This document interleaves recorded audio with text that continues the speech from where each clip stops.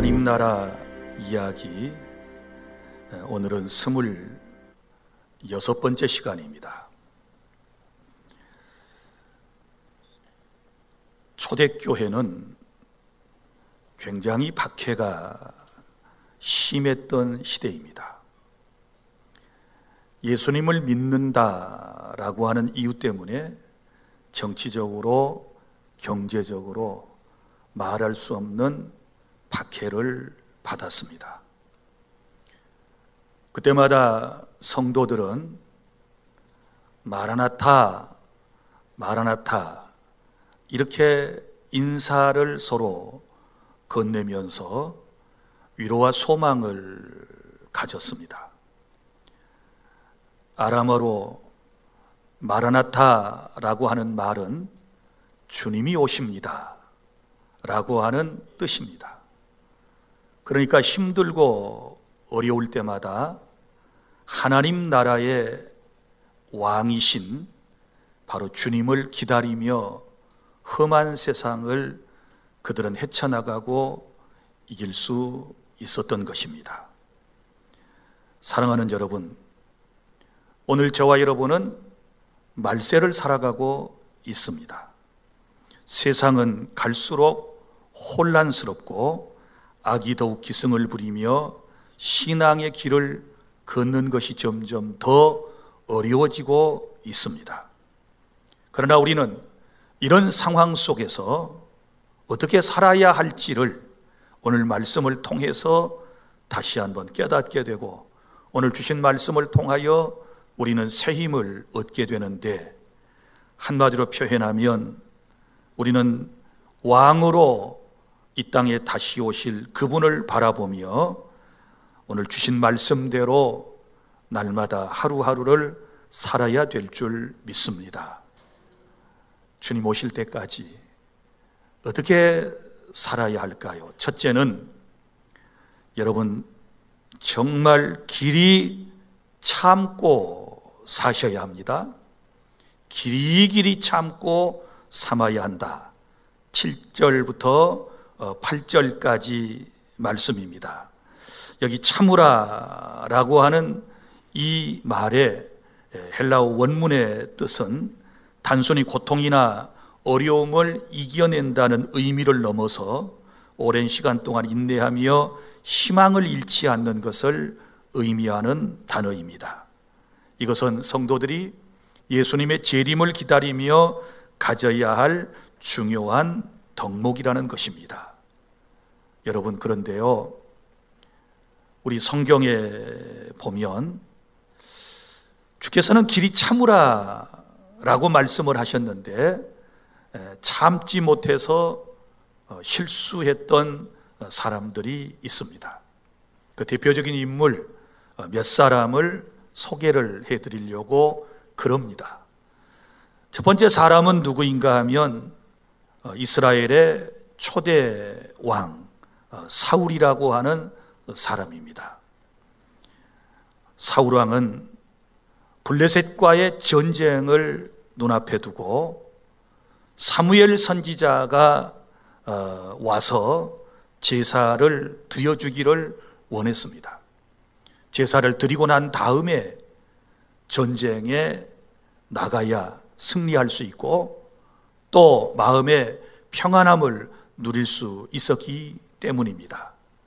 그런데 기다려도 이 사무엘 선지자가 오지 않는 것입니다. 마음으로 여러 가지 급한 생각이 들었습니다. 선지자가 빨리 와서 제사를 드려주어야 내 마음도 평안하고 우리가 전쟁에 나가 이길 수 있는데 왜 이렇게 더디 오신다는 말씀인가? 그래서 참지 못하고 제사장만이 할 수 있는, 선지자만이 할 수 있는 제사를 자기가 집례하고 만 것입니다. 하나님께서는 이러한 사울의 모습을 괘씸히 생각하셨습니다. 그날 이후로부터 우리 하나님께서는 이제 하나님의 말씀에 불순종하고 월권 행위를 시작한 이 왕을 폐위시켜버리고 이제는 다음 왕을 세우기로 계획을 하셨습니다. 그래서 이 사건으로 말미암아 사울 왕은 폐위되고 다윗이 이스라엘의 두 번째 왕이 된 것입니다.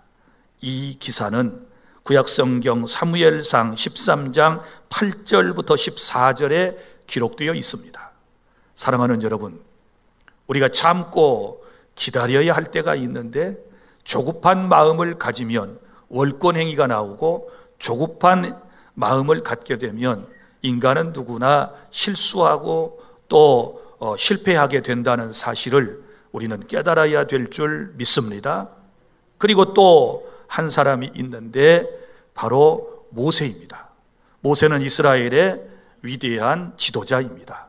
이스라엘을 출애굽시켰고 그리고 40여 년 동안 그들을 광야에서 인도해 냈고 그리고 또한 약속의 땅 가나안의 문턱까지 거의 왔습니다. 그런데 이스라엘 사람들의 원망과 불평은 한도 끝도 없었습니다. 하나님께서 그 많은 표적과 이적을 보여주셨음에도 불구하고 또 그것을 체험한 당사자들로서 늘 감사해야 함에도 불구하고 늘 원망, 불평이 그치지 않았는데 이제는 한 곳에 도착했을 때 물이 없다고 원망, 불평을 또 늘여놓기를 시작했습니다. 그때 하나님께서 모세에게 말씀하셨습니다. 반석을 명하여 물을 내어 이스라엘 백성을 먹게 하라 라고 말씀을 하셨습니다. 그런데 모세도 이제 많이 지쳤는 모양입니다. 워낙 원망 불평으로 가득 차 있는 그들을 볼 때마다 마음속에 자신도 모르는 사이에 짜증이 났겠지요. 그래서 지팡이를 들고 반석을 두 번 탁탁 치면서 내가 너희를 위하여 물을 내랴 하고 말했습니다. 자, 하나님께서는 명하여 말로 하라고 말씀을 하셨지 그 화내가지고 지팡이를 내가지고 반석을 두 번 탁탁 치라고 말씀하신 바가 없으십니다. 하나님께서는 잘 참다가 그렇게 혈기를 부리고 내가 너희를 위하여, 이 말은 마치 자기가 물을 내는 주체가 된 것처럼 자기의 능력으로 뭔가를 할 수 있는 것처럼 그렇게 했기 때문에 하나님의 거룩함을 드러내지 아니한 그 죄 때문에, 그 혈기 때문에 결국은 약속의 땅 가나안에 들어가지 못하게 되었다. 이게 민수기 20장 7절부터 12절에 나오는 말씀입니다. 끝까지 조금만 잘 참았으면 좋았을 걸. 우리 모세 할아버지가 세상에 가나안 문턱에서 이걸 참지 못하고 그렇게 혈기를 부리고 그러다가 결국은 가나안 땅에도 들어가지 못하고 가나안 땅을 멀리 건너다 보이는 비스가산 꼭대기에서 그는 그의 삶을 마감하게 된 것입니다. 또 여러분, 우리가 잘 아는 아브라함을 보십시오. 아브라함은 믿음의 사람이라고 그러지 않습니까? 그런데 그에게도 연약함이 있었습니다. 하나님께서 그를 부르시고 그에게 약속을 하셨지요. 내가 너에게 후손을 줄 거야. 내 씨로 말미암아 천하 만민이 복을 받게 될 것이다. 이렇게 말씀을 해 주셨거든요. 이 약속의 말씀을 받을 때에도 벌써 아브라함의 나이는 70이 넘었었고 그리고 자기 아내는 10살 차이가 나거든요. 그런데 기다리고 기다려도 아이가 생기지를 않았습니다. 그때에 이 부부는 다급한 마음을 갖게 된 거죠. 조심스럽게 아내 사라가 아브라함에게 말했습니다. 여보, 기다려도 아이가 태어나지 아니하니 나의 몸종 하갈이 있는데 그 여인을 가까이하여 우리가 후손을 봅시다. 그래서 부부가 합의한 가운데서 하갈을 통하여 결국은 아들을 낳습니다. 그 아들의 이름이 여러분이 잘 아는 이스마엘입니다. 그런데 이 실수로 말미암아 어떤 일이 생겼습니까? 지금도 이제 지금 중동의 모든 일어나는 일들은 바로 이 여기에서부터 시작이 되거든요. 자, 이스마엘은 먼저 태어났지만 그는 서자입니다. 진짜 엄마 아니죠. 나중에 진짜 엄마를 통해서, 사라를 통해서는 아브라함의 나이가 100살, 그의 아내 나이 90살이 되었을 때 이삭이 태어나잖아요. 조금만 참았으면 될 텐데 그걸 못 참고 이스마엘이 먼저 태어나고 나중에 약속의 아들 이삭이 태어나서 이 두 민족이 계속 싸워요. 그래서 이스라엘은 이삭의 후손이고 중동의 대부분의 모든 국가의 사람들은 이스마엘의 후손들인 겁니다. 그래서 지금까지도 민족 간의 분쟁이 그치지 않는 이런 안타까운 우리는 모습들을 지금도 우리는 보고 있는 것입니다. 사랑하는 여러분, 하나님께서 우리에게 말씀을 주셨으면 그 말씀을 여러분 믿으시기를 바랍니다. 그 말씀을 믿고 좀 참으시기를 바랍니다. 참아야 돼요. 왜요? 누구의 말입니까? 하나님의 말씀이기 때문에 그분은 신실하신 분이시고 그분이 하신 말씀은 정확하기 때문에 비록 더딜지라도 반드시 때가 되면 이루어지게 된다는 사실을 믿으시기를 바랍니다. 이것을 신앙인의 삶이라고 그러는 거예요. 그런데 아브라함은 참지 못하고 이런 실수를 범했습니다. 그리고 또 우리 신약에 와서 참지 못하고 실수한 대표적인 인물이 누구입니까? 베드로입니다. 베드로는 원래 성격이 괄괄했고요, 아주 다혈질적인 그런 성품을 가진 사람이었습니다. 주님께서 그를 계속해서 고쳐서 제자로 만들어 가시는 것이지요. 그러다가 예수님께서 이제 십자가를 지기 전날 겟세마네 동산에 사랑하는 제자들을 데리고 기도하러 올라가시는 거지요. 인간의 육신을 입은 예수님께서도 십자가를 지는 문제는 너무너무 힘든 일이었고 고통스러운 일이었습니다. 그래서 제자들 3명을 한 곳에 있게 하고 내가 저기 올라가서 기도하고 돌아올 터이니 너희들은 깨어서 나를 위해서 기도해다오 하고 예수님께서 올라가셔서 따로 기도를 하셨단 말이에요. 그런데 예수님께서 기도하시다가 또 내려와서 현장에 와보면 이 제자들이 다 자고 있는 거예요. 졸음을 참고 기도해야 되는데 예수님께서 3번씩이나 와서 확인했음에도 불구하고 깨어서 기도해라, 시험에 들지 않도록 깨어서 기도해라, 주님이 당부하셨지만 그 잠을 참지 못하고 계속해서 끄덕끄덕 졸다가 그때 이제 로마 군병들과 대제사장과 그리고 대제사장의 종들이 예수님을 체포하기 위해서 그곳에 왔습니다.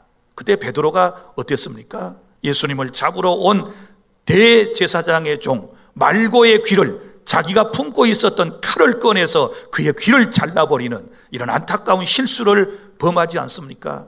예수님께서는 그 모습을 보고 안타까워하셨습니다. 칼을 빨리 다시 내 칼집에 꼽아라. 칼을 든 자는, 금을 든 자라면 금으로 망하게 돼. 이렇게 주님께서 말씀을 하셨잖아요. 그 뒤에도 어떤 일이 있었는가요? 시험 들지 않도록 깨어있어 기도하라 그랬는데 잠만 자고 있다가 나중에 예수님께서 그들에게 붙들려서 이제 법정으로 끌려다니실 때 결국은 베드로는 예수님을 3번씩이나 모른다고 부인해버리는 이런 안타까운 실수를 했다는 사실을 우리는 잘 알고 있지 않습니까?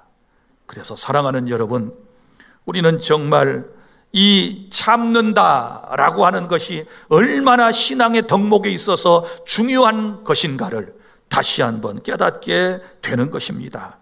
저와 여러분도 참지 못했을 때 큰 실수를 얼마든지 저지를 수 있기 때문에 하나님께서는 야고보를 통해서 주님의 강림이 가까웠음을 기억하며 끝까지 참아야 된다, 이렇게 말씀을 하신 것입니다. 둘째로 오늘 본문의 8절부터 9절까지 말씀, 그러면 어떤 태도로 참아야 할까요? 자, 야고보는 참는 태도를 3가지로 권면을 하고 있습니다. 이렇게 참는 것입니다. 첫 번째는 마음을 굳게 하라, 이렇게 말씀을 했습니다. 마음을 굳게 하라. 자, 마음을 굳게 한다라고 하는 말은 무슨 말일까요? 자, 신앙의 중심을 견고히 세우고 어떤 상황에서도 말씀 붙들고 흔들리지 않는 삶을 말하고 있는 것입니다. 그런데 우리는 어떻습니까? 신앙생활한다 그러면서 환경에 따라서 자신의 감정에 따라서 자꾸 우리는 마음이 흔들릴 때가 있습니다. 물론 인간은 감정의 동물이기 때문에 그럴 수 있어요. 그러나 그럼에도 불구하고 우리는 하나님의 약속의 말씀을 붙들고 우리의 마음을 굳게 해야 될 줄로 믿습니다. 무릇 지킬 만한 것보다 마음을 지켜라. 왜냐하면 생명이 다 어디서 나와요? 마음에서부터 나온다고 말씀을 하기 때문인 것입니다. 사랑하는 성도 여러분, 오늘 저와 여러분의 마음을 굳게 해야 돼요. 말씀을 딱 붙잡고 우리의 마음이, 우리의 신앙이 흔들리지 않도록 저와 여러분은 바로 잡아가야 될 줄로 믿으시기를 바랍니다. 예수님을 믿으면서 자꾸 환경과 감정에 따라서 움직이는 것은요, 이건 정말 보통 문제가 아니에요. 우리는 말씀 따라가야 돼요. 말씀에 붙잡혀야 될 줄로 믿으시기를 바랍니다. 그리고 두 번째는 어떤 태도로 참아야 되나요? 오늘 주님은 원망하지 말아라, 서로 원망하지 말아라, 이렇게 말씀을 합니다. 여러분, 예나 지금이나 어려운 상황에 처하게 되면 사람들은 서로 원망하게 돼요. 그리고 불평에 빠지기 쉬워요. 그런데 원망과 불평은 내 신앙을 파괴하고 우리의 공동체를 파괴하고 파멸로 이끌어가고 그리고 내 인생을 아예 망하게 만든다는 사실을 아셔야 돼요. 그래서 원망 불평이 나올 때마다 원망 불평 대신에 감사와 기도로 승리해 나가는 그런 은혜를 저와 여러분들이 체험해야 될 줄로 믿습니다. 우리 주님께서는 우리의 모든 필요를 다 아시고 채우실 것임을 믿고 서로에게 긍휼과 사랑을 베푸는 그런 삶을 살아가시기를 바랍니다. 그리고 또 어떤 태도로 참아야 할까요? 그것은 서로의 잘잘못은 심판주에게 맡기고 세상을 살아가시기를 바랍니다. 오늘 말씀해 보면 뭐라고 기록되어 있나요? 그리하여야 심판을 면하리라. 보라, 심판주가 문 밖에 서 계시니라. 심판주가 누구예요? 바로 주님을 말씀해요. 하나님 나라 왕이신 그분께서 마지막에 오셔서 모든 인생들의 시시비를 완전하게 판단해 주시고 심판해 주신다는 사실을 여러분이 믿으시기를 바랍니다. 그런데 세상에서는요, 네가 잘했냐, 또 아니면 누가 잘못했냐라고 하는 것에 대해서 이 온전한 공의롭고 정의로운 심판이 잘 안 돼요. 심지어 법을 전공한 사람들조차도 여기에서 놓치는 경우들이 너무너무 많이 있지 않습니까? 그래서 오죽했으면 1심, 2심, 대법원까지 이렇게 이제 올라가는 재판 제도를 만들었겠어요. 대법원 판결이 난 상태에서도요, 인간 세상에서의 이 법의 판결을 보면 종종 잘못된 이런 판결이 나오는 경우도 있지 않습니까? 그래서 우리가 서로 싸우는 거예요. 네가 잘했냐, 내가 잘했냐. 그런데요, 여러분, 주님을 기다리는 성도들의 삶의 모습은 심판주가 문 앞에 서 계신다. 그렇게 억울하니? 그렇게 힘들어? 조금만 기다려. 주님이 곧 오실 거야. 그럼 주님이 오시면 억울한 것도 다 풀어주시고 시시비를 주님께서 가려주실 거야. 그러니까 하나님께 모든 것을 다 맡기고 살아야 돼 라고 하는, 참아야 한다라고 하는 주님의 말씀인 줄로 믿으시기를 바랍니다. 그리고 할 수 있으면 저와 여러분들은 이 심판을 하려고 하지 말아요. 예? 어떤 사람은요, 괜시리 남의 부부 사이에 끼어가지고 자기가 막 심판을 한다? 당신이 잘못했구만. 당신이 더 잘못했구만. 막 이러면서 끼어가지고. 다 사정이 있으니까, 그건 주님이 판단하실 거니까, 그리고 서로에게 문제가 있는 거니까, 그 경중만 좀 있는 것이지, 여러분 서로 다 문제가 있는 거니까 여러분이 재판장이 되면 안 돼요. 그건 월권 행위예요. 하나님께서 다 알고 계시고 하나님께서 심판해 주실 줄로 믿으시기를 바랍니다. 그러니까 다른 사람의 인생 속에 깊이 들어가서 절대 간섭한다거나 끼어들기 하지 말아요. 남의 죄도 끼어들기 하지 말아요.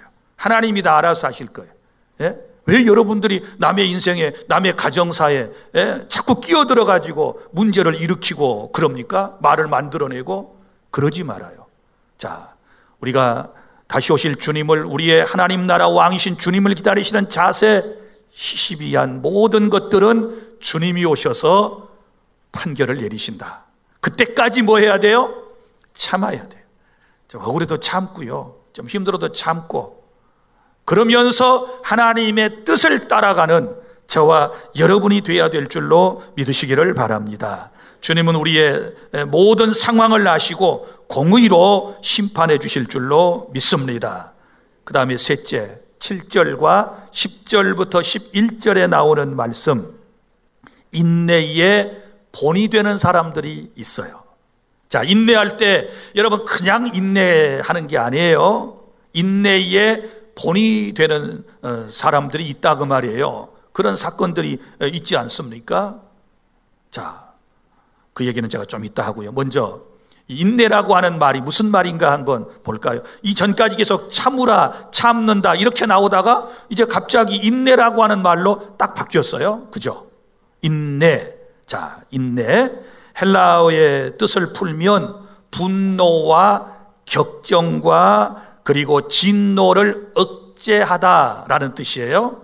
인내가 뭐라고요? 자, 막 화가 나는데 억제하는 거. 격정, 마음에서 막 감정이 솟아올 때 그것을 뭐예요?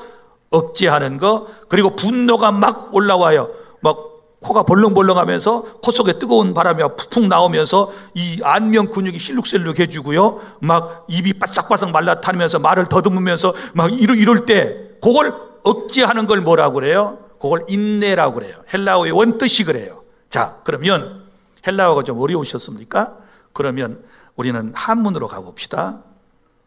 제가 인내가 한자를 어떻게 쓰는가 뭐 그전에도 알았지만 이제 제가 한번 저 어근을 찾아봤어요. 이게 한자는 뜻글자니까.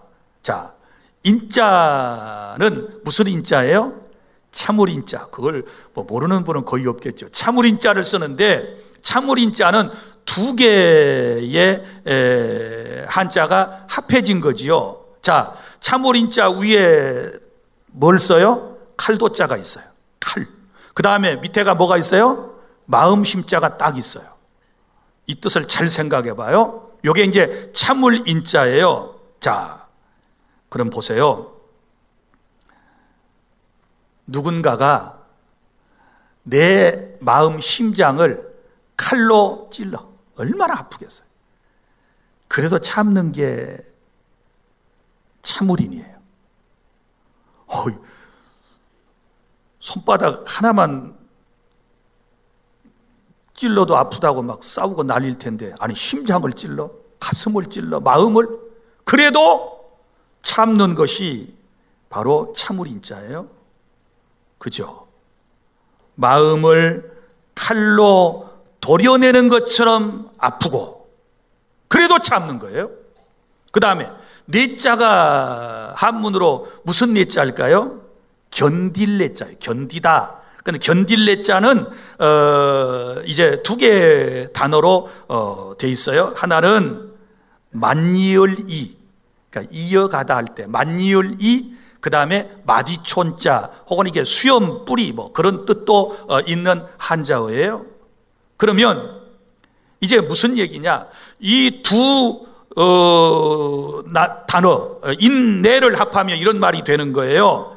마음을 칼로 도려내는 것처럼 아프고, 그 다음에 내자 가운데서 수염이 뽑혀지는 굴욕 속에서도 참는다. 내자는 수염하고 관계가 있대요. 참는다, 그런 뜻이에요. 그러니까 옛날에 우리 한 60, 50 넘으면 우리 어르신들은 뭘 길렀어요? 수염을 길렀어. 수염. 자, 저도 아마 옛날 사람 같으면 수염을 쫙 길렀거든요. 근데 수염을 어떻게 쓰다듬든가요? 나는 유심히 봐요. 요렇게 쓰다듬나요? 아니면 요렇게 하나요? 자, 어떻게 수염을 쓰다듬을까요? 자, 대부분 이래요. 어허하고 그 다음에 또 이 양반들 또 요렇게 하는 거 전혀 없어. 이렇게 안 해. 다 이렇게 하는 거예요. 거드름 피우면서. 그러면 수염은 뭘 말해요? 권위를 말해요. 그래서 고대 근동 지방에서도 적군을 잡으면요, 적군의 장수나 왕의 수염을 뽑아버려요. 이건 모욕을 주기 위한 거예요. 예? 이 동양에서도 그런 문화가 있어요. 수염을 뽑아버리는 거예요. 여자들은 싸울 때 어딜 잡아요?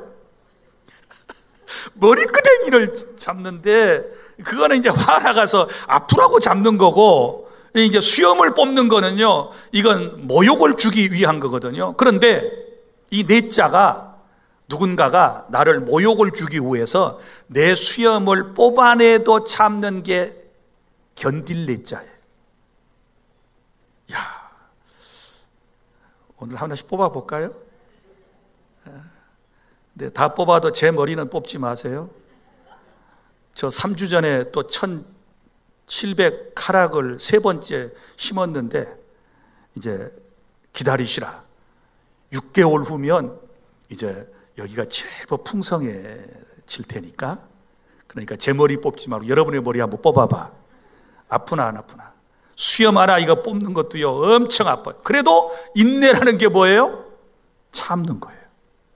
자, 다시 한문 풀이해서 미안해. 제가 한문 거의 풀이 안 하는데 이해하기 쉬우라고, 자, 이해하기 쉬우라고 심장을 칼로 도려내는 것처럼 아프게 하고, 그 다음에 내 수염을 뽑아서 나를 모멸감을 주고 창피하게 나를 만들고 내 인격을 땅바닥에 떨어뜨리는 순간도 참아야 한다. 이건 뭐 여자의 일생만 그러는 게 아니에요. 참아야 한다기에 말 한마디 못하고, 뭐 그런 노래가 있어요. 남자들도 수염 뽑힐 때 잘 참아요. 잘 참으셔야 돼요. 그런데 이건 하나님의 은혜가 아니면 안 돼. 주의 은혜가 임하지 않으면 우리가 참을성이 없어져요. 그렇지 않습니까? 그래서 주님께서 우리에게 여기 본이 되는 세 부류의 사람들을 소개를 지금 하고 있는 거예요. 그럼 첫째, 농부처럼 참아야 돼요. 자, 어디 나와 있나요? 농부 나와 있죠. 농부 찾으셨나요? 자, 10절부터 보면 농부가 나옵니다. 농부. 자, 농부처럼 이제 우리가 잘 참아야 돼요. 7절에 농부. 자, 농부는 씨를 뿌린 후에 비가 오기를 기다리며 오래오래 참죠. 여기 이른 비와 늦은 비를 기다린다 그랬는데, 이스라엘에서 이른 비는 파종할 때, 늦은 비는 이제 알곡을 걷어들일 때 적당히 내리는 비를 늦은 비라고 그래요. 그러니까 이 때를 따라 이른 비와 늦은 비가 내리기를 기다리면서 참는 거예요.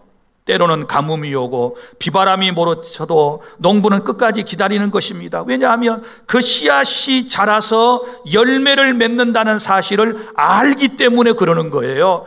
자, 농부가 땅에서 나는 귀한 열매를 바라고 길이 참아 이른 비와 늦은 비를 기다리나니, 열매를 원하는 사람은 기다리는 거예요. 우리 봄에 파종하고 여름 내내 떼약볕에서 농작물을 가꾸고 가을이 되면 거두어들이잖아요. 그 농부의 인내를 저와 여러분은 배워야 될 줄로 믿습니다. 우리의 기도와 선한 행실의 열매가 때가 되면 반드시 맺힐 것을 우리는 믿고 기다려야 될 줄로 믿으시기를 바랍니다.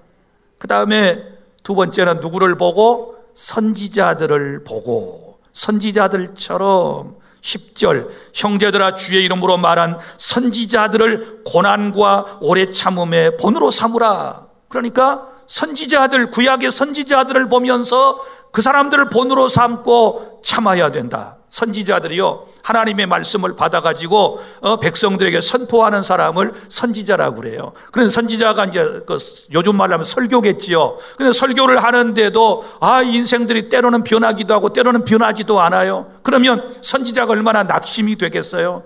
설상가상으로 또 선지자의 외침을 싫어하는 정권도 있고 왕도 있고 뭐 이래요. 그럼 이런 사람들이 박해를 하는 거예요. 막 감옥에 가두기도 하고요, 때리기도 하고요, 심지어 죽이기도 하고요, 이런 일들이 있었어요. 그럼에도 불구하고 선지자들은 하나님께서 내게 주신 말씀이니 내가 전해야 된다.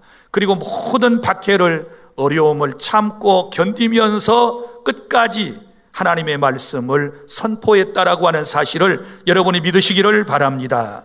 믿습니까? 그래서 그들은 힘들고 어려운 말씀의 사역이었고, 그들은 모든 삶이 힘들고 어려웠었지만 끝까지 하나님의 말씀에 순종하며 고난을 견디어낸 인내의 본을 우리에게 보여준 것입니다. 그 다음에 세 번째 누가 나옵니까? 욥이 나왔어요. 자, 누구를 보고? 욥을 보고. 자, 욥에 대한 얘기가 나옵니다. 11절, 보라, 인내하는 자를 우리가 복되다 하나니 너희가 욥의 인내를 들었고. 욥이 누구예요? 구약성경 욥기서의 주인공이 욥 아닙니까? 당시에 동방에서 의인이었다고 그랬습니다. 의로운 사람이었어요. 의롭다는 말은 하나님을 섬겼다는 얘기고, 그리고 그는 하나님께 다복한 복을 받았는데 자녀들도 10남매가 있었어요. 그리고 또 물질도 엄청나게 복을 받아가지고 양떼와 소떼와 낙타떼가 엄청나게 많았어요. 그리고 그의 집에는 종들도 많았어요.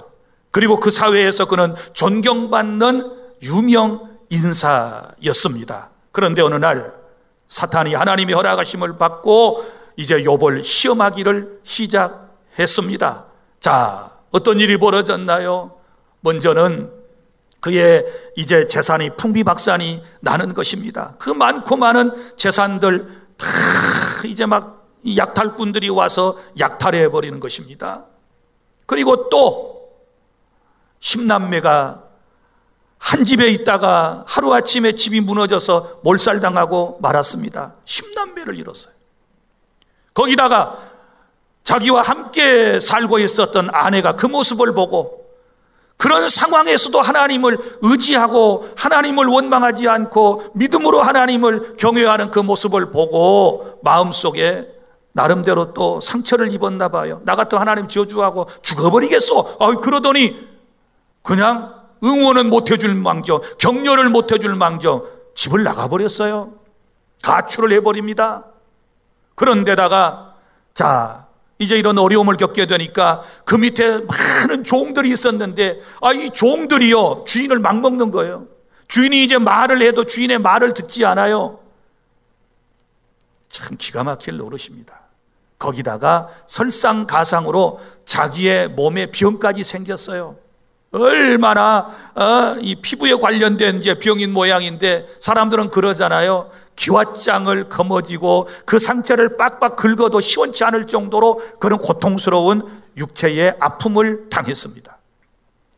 사랑하는 여러분, 이런 상황에서 우리 같으면 어떡할까요? 하나님을 믿고 섬기는 결과가 이렇게 나왔다 그러면 원망하고 불평할 것 아니겠습니까? 그런데 욥은 어리석게 그 입술로 하나님을 원망하지 아니하고 오히려 하나님을 찬양한 줄로 믿으시기를 바랍니다. 그리고 예배의 자리를 떠난 것이 아니라 오히려 하나님 앞에 예배하며 그의 삶이 회복되는 모습을 우리에게 보여주고 있고요.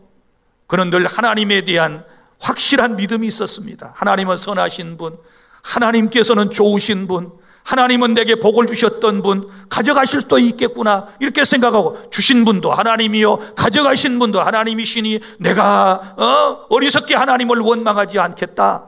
내 인생은 원래부터 무였는데 하나님이 몽땅 주셨어. 그리고 어느 날 또 다 사라졌어. 그러면 나는 원래의 자리, 빈손 들고 왔다가 빈손 들고 가는 인생인데 나는 그대로인 거야 이렇게 생각을 하고, 그는 하나님에 대하여 추호도 의심하지 않습니다. 끝까지 하나님을 신뢰하는 믿음을 가졌을 때 여러분 잘 아시는 것 같이 욥의 말년에 하나님께서 그에게 갑절의 복을 주셨다는 사실을 믿으시기를 바랍니다. 사랑하는 여러분, 인생이 힘드십니까? 병이 생겼나요? 죽을 병이 들었나요? 또 사랑하는 자녀를 잃었나요? 그런데 욥처럼 10남매는 아니지 않습니까? 그 많고 많은 그 짐승들과 그리고 수많은 종들 다 잃어버렸는데 우리 그 정도는 제가 볼 때 아니라고 생각해요. 이럴 때에 힘들고 어려울 때 하나님께서 욥을 생각하여라 이렇게 말씀하시는 거예요. 누구를 생각하고 참아요? 욥을 생각하고 참아요. 자, 제 개인적인 얘기를 좀 하겠습니다. 여러분 잘 아시는 것처럼 제 큰아들을 교통사고로 잃고 제가 한때 시리에 빠진 적이 있어요. 그때 제 큰어머니께서 저한테 와서 이런 말씀을 하셨어요. 조카, 힘들지? 내 얘기 좀 들어봐. 자식은 가슴에다 묻어. 절대로 그 세월이 지난다고 그래서, 누구는 세월이 약이라고 그러지만 그거 잊혀지는 게 아니라네. 그런데 나보고 힘들고 어려울 때 참아, 이렇게 얘기하시는 거예요. 우리 큰어머니는 28살에 과부가 되셨어요. 군대를 다녀오신 큰아버지께서 3남매를 두시고 군대 다녀온 이후에 옛날에 폐병을 치료하지 못하고 그렇게 세상을 떠났어요. 그런데 이 세 자녀 가운데, 자, 큰 누나는 먼저 죽고, 그 다음에 아들이 또 하나 있고, 그 다음에 이제 맨 큰 누나가 있고, 그 다음에 딸이 있고, 아들이 있고, 이러는데 큰 누나 죽고, 그 다음에 이제 이 형이, 사촌 형이 저하고 신학교를 같이 다녔어요. 서울에 올라가서. 그러다가 29살에 장가도 들지 못한 상태에서 중병을 앓다가 서울 메디컬 센터에서 세상을 떠났어요. 지금도 8월 15일이 제 형 장례를 치르기 위해서 일산 기독교 공원 묘지에 제가 장례를 치르기 위해서 가고 이제 그랬던 기억이 나는데요. 이렇게 해서 이제 두 자녀가 세상을 떠났어요. 자, 남편, 아들, 딸 셋 죽고, 지금은 이제 지도에 우리 누이가 한 명 남아 있는데 그 얘기를 나한테 해주시는 거예요. 나는 이래도 모진 인생이라 살고 있네. 그러면서 마지막까지 교회 옆에 조그만 집에서 기도하고 그렇게 사시다가 하나님께 부름을 받아서 하나님 품에 가셨어요. 무슨 얘기를 하고 싶은가 하면, 힘들고 정말 인생이 고달프다고 하는 사람들에게 주님께서, 야, 농부처럼 농사할 때 농부 기다리고 참잖아. 이른 비 늦은 비 참지. 선지자들 구약에서 복음 전하다가 하나님 말씀 받아 전하다가 박해도 받고 죽기도 하고 사자굴 속에도 들어가고 불 속에도 들어가고 기름 가마 속에도 들어가서 순교당하고 죽지. 그래도 그들은 다 참았어. 그리고 욥을 생각해봐. 욥이라고 하는 사람은 그 어려운 모든 일들을 다 참아냈어. 그러니 욥을 바라보고 힘들고 어려울 때 참으라고 우리에게 이 말씀을 주셨다는 사실을 여러분이 믿으시기를 바랍니다. 믿습니까? 왜 나만 겪는 고난이냐고. 여러분, 우리 찬송가, 복음성가에도 이 얘기가 있지만 원망하고 불평하지 말고, 물론 얼마나 인생이 힘들겠어요. 이 겪어보지 못한 사람은요, 이게 말로 위로받고 격려가 막 그렇게 되는 것도 아니에요. 예? 아니에요. 이제는 어떻게 해야 되나요? 주님의 말씀으로 위로받고 하나님 나라를 바라보며 위로받고 용기를 가져야 될 줄로 믿으시기를 바랍니다. 그래서 넷째, 11절에 보면 인내하면 복을 받아요. 인내하면, 11절 보세요. 자, 보라, 인내하는 자를 우리가 복되다 하나니. 인내하는 사람을 뭐예요? 복이 있다, 이렇게 말씀을 하시는 거예요. 그래서 성경에 나오는 위대한 인물들은요, 전부 인내를 통하여 복을 받았다는 사실을 아셔야 돼요. 제가 세 사람을 소개를 해드리려고 그러는데요. 먼저는 다윗이에요. 다윗은 사울왕의 박해를 피해서 아둘람 굴 속에 숨어 지내지요. 그는 충신입니다. 나라를 위기에서 건져낸 사람입니다. 골리앗을 쳐부신 사람이 누구예요? 블레셋의 적장 골리앗을 다윗이 물리쳤잖아요. 그런데 사울 왕은 그 일로 인하여 다윗에게 시샘을 가지고 시기심이 발동해가지고, 저 녀석 놔뒀다가는 내 왕위를 빼앗겠어. 그러니 내가 저 녀석을 죽여야 돼. 그러면서 충신 다윗을 죽이려고 그러는 거예요. 그래서 그가 피했던 곳이 어디예요? 아둘람이라고 하는 굴이에요. 아둘람 굴 속에 거기에 숨었어요. 그때에 이 소식을 들은 많은 사람들이, 세상에 왕이 저럴 수가 있냐. 그래가지고는 다윗에게 사람들이 모여드는 거예요. 정치적인 박해를 받고, 그리고 의롭게 살아보려고 했던 사람들, 혹은 뭐 너무 힘들고 어려운 사람들, 빚진 사람들, 성경에 보면 빚진 사람들, 뭐 원한 있는 사람들, 뭐 이런 사람들이 모여들어가지고 그건 300여 명이 됐어요. 그 굴 속에서 어느 날 지내고 있는데 사울이 군사를 이끌고 자기가 직접 다윗을 처단하겠다고 막 이리저리 찾고 다니다가 어느 한 산 중턱에 왔을 때 이제 아마 대소변이 마려웠던가 봐요. 그래서 왕이 굴 속에 용변을 보기 위해서 가만히 들어옵니다. 그 안에는 누가 있어요? 다윗과 다윗의 추종자들이 그곳에 있는 거예요. 자, 그 모습을 보고 얼마든지 혼자 들어왔으니까 죽여버릴 수도 있잖아요. 그런데 다윗이 신하들을 만류합니다. 안 돼, 안 돼. 하나님께서 기름 부음을 주신 하나님의 종을 내가 처단할 수 없어. 그리고는 살려주는 거예요. 그리고는 사울 왕은 그러한 사실을 모르고 밖으로 나가요.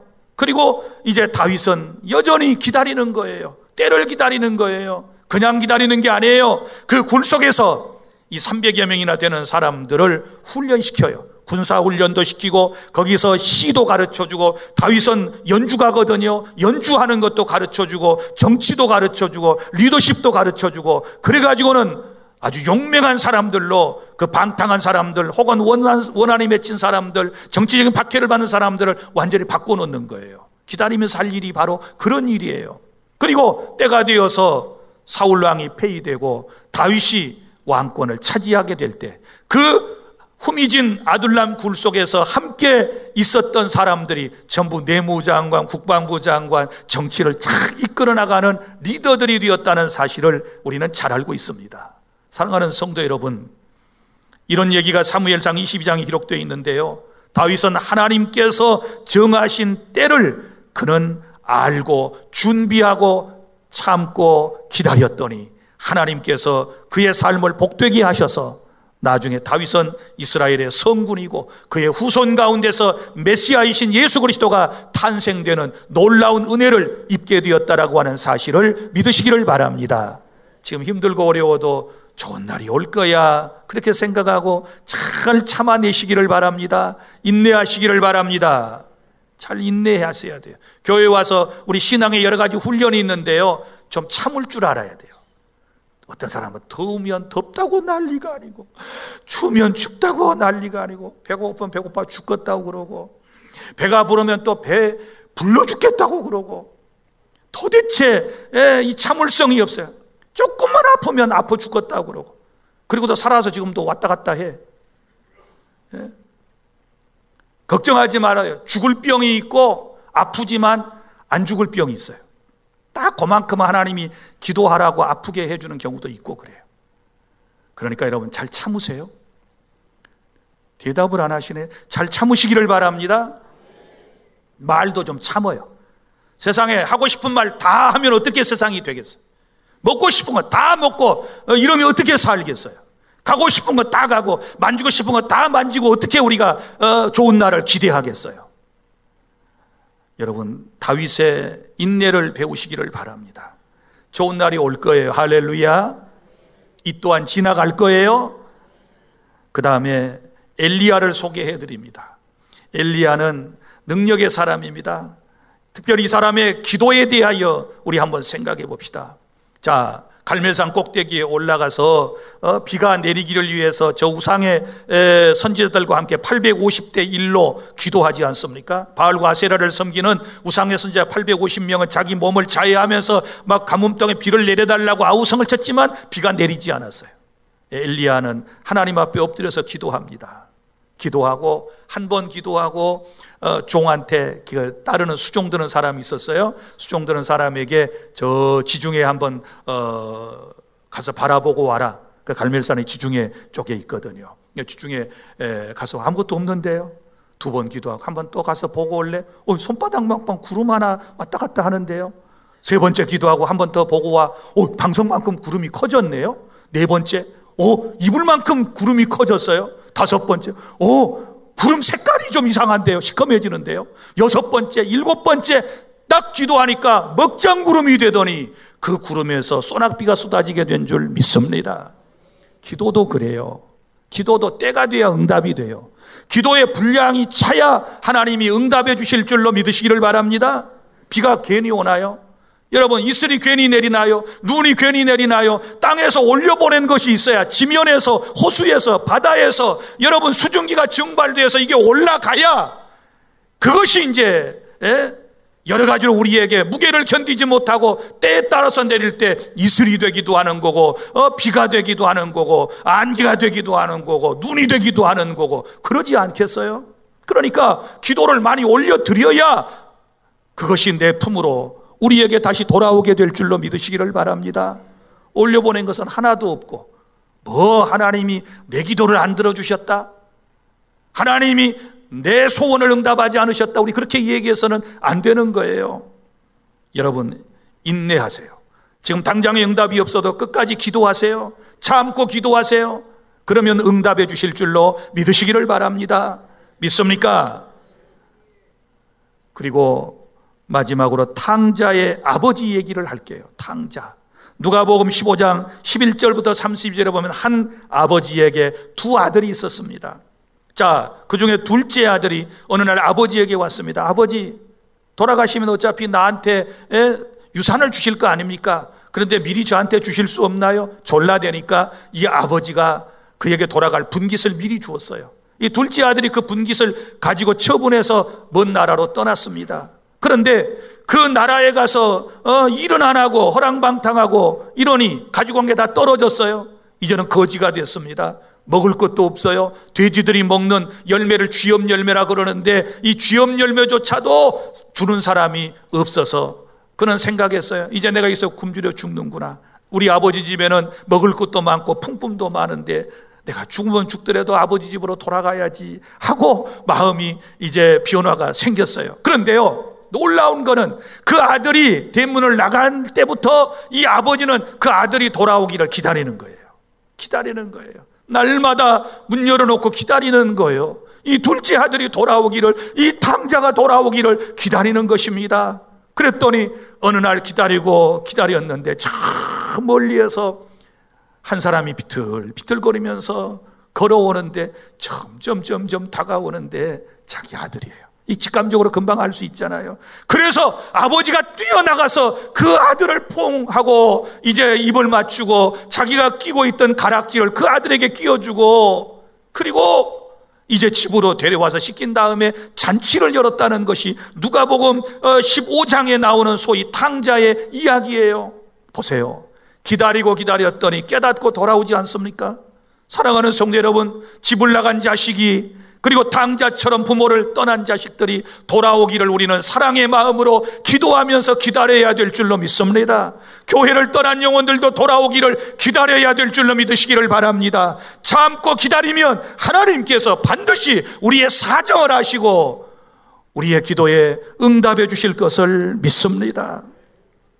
이것은 하나님의 놀라운 사랑을 우리에게 말하는 것입니다. 이제 말씀을 맺습니다. 사랑하는 여러분, 우리는 하나님 나라의 왕이신 주님을 바라보며 인내해야 될 줄로 믿습니다. 세상이 아무리 혼란스럽고 우리의 삶이 어려울지라도 끝까지 인내하시기를 바랍니다. 이제 마음을 굳게 하십시오. 흔들려서는 안 돼요. 누가 무슨 말을 해도 말씀 딱 붙잡고 마음을 굳게 하고, 어떤 상황에서도 서로 원망하지 말고 불평하지 말고, 그 다음에 시시비는 지금 그것 때문에 마음 아픈 사람들은 심판의 주님이 오셔서 다 판가름해 주신다는 사실을 믿고 농부처럼, 선지자처럼, 그리고 욥처럼 하나님의 때를 기다리며 인내하여 아름다운 하나님께서 예비하신 복을 받는 저와 여러분이 될 수 있기를 바랍니다. 기도하겠습니다.